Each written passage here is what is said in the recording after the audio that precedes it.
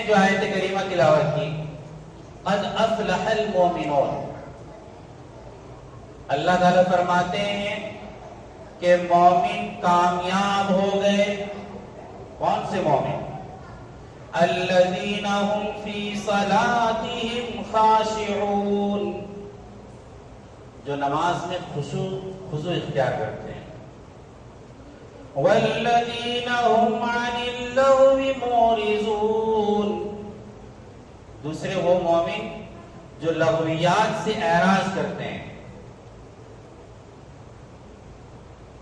والذین هم للزکاة فاعلون، تیسرا وہ مومن جو زکوٰۃ ادا کرتے ہیں۔ قد افلح المؤمنون، یہاں پر فلاح کا لفظ ہے۔ فلاح کس کو کہتے ہیں؟ میں جلالین کے سبق میں بتلایا کرتا ہوں یہاں پر کہ علماء نے لکھا ہے فلاح کہتے ہیں کامیابی، اس کے عام معنی تو کامیابی کے ہیں، لیکن علماء لکھتے ہیں کہ فلاح کہتے ہیں کہ زندگی کی ہر بھلائی جس کو حاصل ہو جائے، ہر خیر جس کو حاصل ہو، اور ہر شر، ہر برائی، ہر بلائیں جس سے دور ہو جائے، سمجھو کہ وہ آدمی کامیاب ہے۔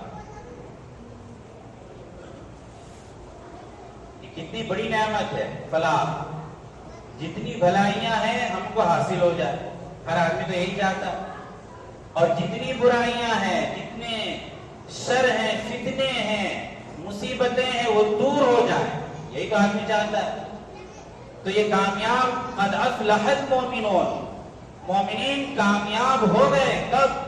جبکہ یہ باتیں ہوں۔ ان میں سے مجھے ایک بات عرض کرنی ہے، والذین هم للزکاة فاعلون، وہ جو زکوٰۃ ادا کرتے ہیں۔ زکوٰۃ کہتے کس کو ہیں؟ زکوٰۃ کے بہت سارے معنی ہیں۔ ایک معنی علامہ قرطبی علیہ الرحمہ نے جو ذکر کیا ہے، دل کو چھو لیا۔ ویسے عموماً یہ کہا جاتا ہے کہ زکوٰۃ عربی میں زکوٰۃ کہتے ہیں کہ گندگی، ناپاکی سے پاک کرنا، گندگی، ناپاکی، علائش سے پاک صاف کرنا، اس کو کہتے ہیں زکوٰۃ۔ اب سمجھنا دوستو، اگر ہم پر زکوٰۃ فرض ہے اور اس کے باوجود ہم زکوٰۃ ادا نہیں کرتے، تو گویا کہ ہمارا مال ناپاک کا ناپاک ہی رہا، گندگی اور علائش اور ناپاکی، گندگی اس سے دور نہیں ہوئی۔ اور جو آدمی زکوٰۃ ادا کرتا ہے تو اس کے مال سے گندگی یہ صاف ہو گیا۔ یہ لغوی معنی میں اتنے فائدے ہیں۔ اب یہ ہے کہ زکوٰۃ اس پر فرض ہے، تو آسانی کے ساتھ سمجھ لیں کہ زکوٰۃ ہر اس مسلمان عاقل بالغ آزاد پر فرض ہے جو صاحب نصاب ہو۔ صاحب نصاب کا کیا مطلب ہے؟ جو نصاب کے بقدر مال کا مالک ہو، یعنی 52.5 تولہ چاندی یا اس کی قیمت کا مالک ہو، یا 7.5 تولہ سونا یا اس کی قیمت کا مالک ہو۔ آج کل کے حساب سے جس کے ذریعے جلدی ہم زکوٰۃ کے ادا کرنے والے بن جاتے ہیں وہ چاندی ہے۔ مان لیجئے کہ 1 تولہ چاندی کی قیمت ابھی بازار میں 600-700 روپے اگر ہوں، تو پتہ یہ چلا کہ اگر کوئی آدمی اگر 30-35 ہزار کا بھی جو مالک ہے اس دور میں، ابھی کے زمانے میں، اس وقت، تو وہ صاحب نصاب ہے، اس پر زکوٰۃ فرض ہے۔ اور یہ 35,000 40,000 روپے اس کے پاس ہیں اور ضرورت سے زائد ہیں. حوائج اصلیہ، حوائج اصلیہ میں کھانے پینے کی چیزیں آتی ہیں. مثلا یہ ہے کہ بال بچے ہیں، ان کے کھانے پینے کے جو سامان ہیں اس سے زائد اس کے پاس 35,000 پڑے ہوئے ہیں، تو اس پر جو ہے وہ زکوٰۃ فرض ہے. بعض لوگ یہ کہتے ہیں کہ ہم نے یہ 35,000 یا 1,00,000 بیٹی کی شادی کے لیے رکھا ہے، یا میں نے یہ تجارت کے لیے رکھا ہے، یا میں نے جو گاڑی لینے کے لیے رکھا ہے. یہ حوائج اصلیہ میں نہیں آتا دوستو، یاد رکھنا. اچھا پھر آپ کہیں گے کہ بھائی تو بھی بیٹی کی شادی کیسے کریں گے؟ بھائی اس کا بھی جواب ہے. بیٹی کی شادی کے لیے اللہ تعالیٰ نے ہمیں مال دیا، اور مال میں صرف 40واں حصہ یعنی 2.5%، 1,000 میں 25 روپے، مطلب 40 روپے میں 1 روپیہ، صرف 2.5%. تو اگر ہم 2.5% جو ادا کر دیں گے، 40واں حصہ ادا کر دیں گے، تو ہم غریب نہیں ہو جانے والے ہیں، یا اس سے ہماری بیٹی کی شادی رکنے والی نہیں ہے. یہ خواہ مخواہ کے بہانے ہیں. تو یاد رکھنا کہ حوائج اصلیہ اور ضرورت کی چیزوں میں یہ آتا ہے کہ ہم اپنے بال بچوں کے کھانے پینے کا جو نظم کر سکیں. تو یہ تو ہوا کہ بھائی ہم پر جو کب زکوٰۃ فرض ہوتا ہے اور کتنا فرض ہوتا ہے. اگر ہم جو زکوٰۃ ادا کرتے ہیں تو اللہ تبارک و تعالی ہمارے مال کو پاک کر دیں گے اور مال میں اضافہ بھی کریں گے. مال ہمارا محفوظ ہو جاتا ہے.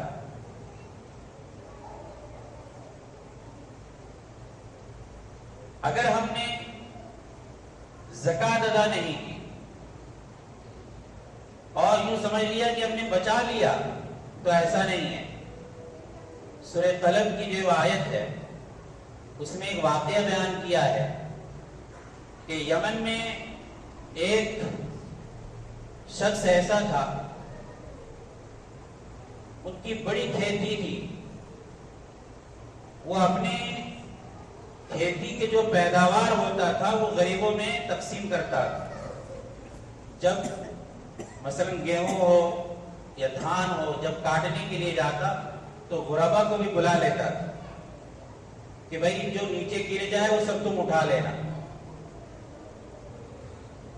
لیکن وہ بڑا مالدار تھا، اس کی کھیتی بہت تھی، تو غریبوں کے پاس جو کئی کنٹل جو مال چلا جاتا تھا.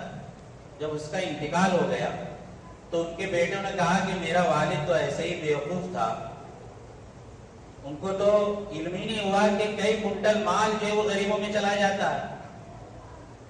اس مرتبہ جو ہم کھیتی کاٹیں گے تو کسی غریب کو پتہ نہیں چلنے دیں گے. ایسے ہی ہوا. وہ سب کے سب نکلے، ان کے اولاد، اور چپ کے باتیں کرتے ہوئے بالکل الصبح فجر سے پہلے ہی اٹھ گئے اور کاٹنے کے لیے چلے گئے، اور چپ کے باتیں کر رہے تھے کہ دیکھو کسی کو پتہ نہ چل جائے. جب گئے ہیں تو دیکھا کہ ان کی کھیتیاں جو ہے وہ جل کر راکھ ہو گئی ہے. انہوں نے پہلے سوچا کہ بھائی ہم شاید راستہ بھٹک گئے ہیں. پھر غور کیا تو پتا چلا کہ نہیں، یہ تو ہماری کھیتیاں ہیں. بل نحن محرومون، بلکہ ہم کھیتیوں سے محروم کر دیے گئے. اللہ تبارک و تعالی نے ہمیں زکوٰۃ نہ دینے پر، ان غریبوں کو اس مال سے روکنے پر ہمیں یہ سزا دی ہے. بل نحن محرومون، اللہ نے انہیں محروم کر دیا. ان کو احساس ہوا کہ ہم نے ان غریبوں کو روکا دینے سے، اس لیے اللہ تبارک و تعالی نے ان کی کھیتیوں کو آگ لگا دی، خاک بنا دیا.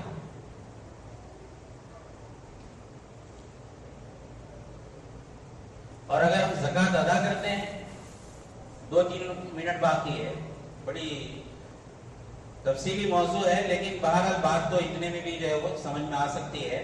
بس ایک بار عرض کر کے میں اپنی بات ختم کرتا ہوں کہ اگر ہم زکوٰۃ ادا کرتے ہیں تو اللہ تبارک و تعالی ہمارے زکوٰۃ کے ادا کرنے کی وجہ سے ہمارا مال پاک کر دیتا ہے. چوری سے حفاظت ہو جاتی ہے اور بہت ساری مصیبت سے بلاؤں سے حفاظت ہو جاتی ہے، اس میں برکت ہوتی ہے۔ مثلا یہ کہ ہم جو کماتے ہیں وہ باقی رہے گا۔ آپ ایک مثال سے اس کو سمجھیں، حضرت شیخ زکریا رحمت اللہ علیہ اپنی کتاب آپ بیتی میں، یہ بالکل سچا واقعہ ہے، یہ کتاب بھی آپ لوگوں نے اس کا نام بھی سنا ہوگا، آپ بیتی۔ حضرت شیخ زکریا رحمت اللہ علیہ بہت بڑے محدث ہیں، وہ اپنے والد حضرت شیخ یحییٰ سے نقل اور بہت سارے بزرگوں سے نقل کرتے ہیں کہ سہارنپور کے قریب ایک جگہ کا نام ہے بیہٹ، یہ بھی سنا ہوگا آپ لوگوں نے۔ بیہٹ میں انگریزوں کی بڑی کوٹھیاں تھیں، اس میں جو ہے وہ کچھ تجارتی منڈیاں بھی تھیں، تو وہاں پر ایک انگریز نے، ان کی بھی کوٹھی تھی اور اس میں ایک مسلمان کو دیکھ بھال کے لیے رکھا تھا۔ ہوا یہ کہ کسی وجہ سے پوری منڈی پر آگ لگ گئی،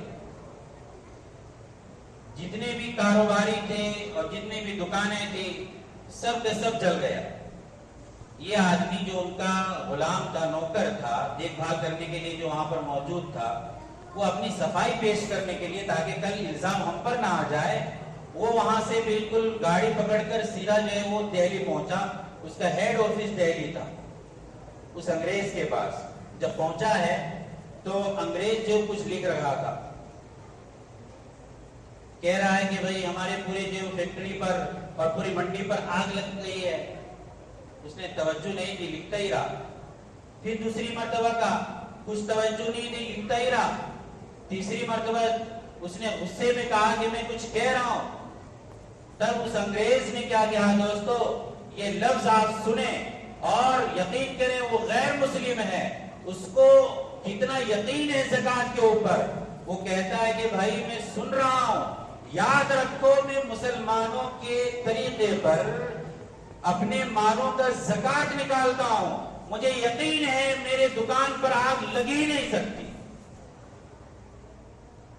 کہتے ہیں کہ وہ چپ ہو گیا اور فوراً وہاں سے پھر واپس لوٹا۔ جیسے ہی بیہٹ پہنچا ہے سہارنپور تو دیکھا کہ حقیقت میں اس کی دکان کو آگ نہیں لگی۔ اللہ اکبر! ایک غیر مسلم کو زکوٰۃ کے ادا کرنے پر، اس کے فوائد پر اتنا جب یقین ہے تو ہم مسلمانوں کو کیا ہو گیا کہ ہمارے دروازوں پر اگر کوئی آ جاتا ہے زکوٰۃ وصول کرنے کے لیے تو ہم حقارت کی نگاہ سے دیکھتے ہیں، ہم انہیں حقیر سمجھتے ہیں، جبکہ یہ ہمارا فریضہ ہے کہ ہم زکوٰۃ ادا کریں۔ کہتے ہیں کہ وہ اتنا فیصد لیتا ہے، وہ یہ کرتا ہے بھائی تم ہی وصول کر کے دیکھو، پتا چلے گا کہ رمضان کا روزہ رکھ کر آدمی زکوٰۃ کس طرح وصول کرتے ہیں اور مدارس میں بچوں کو کس طرح پڑھاتے ہیں۔ اللہ تبارک و تعالی ہمیں سمجھنے سے، سننے سے زیادہ عمل کرنے کی توفیق عطا فرمائے۔ وما توفیق الا باللہ۔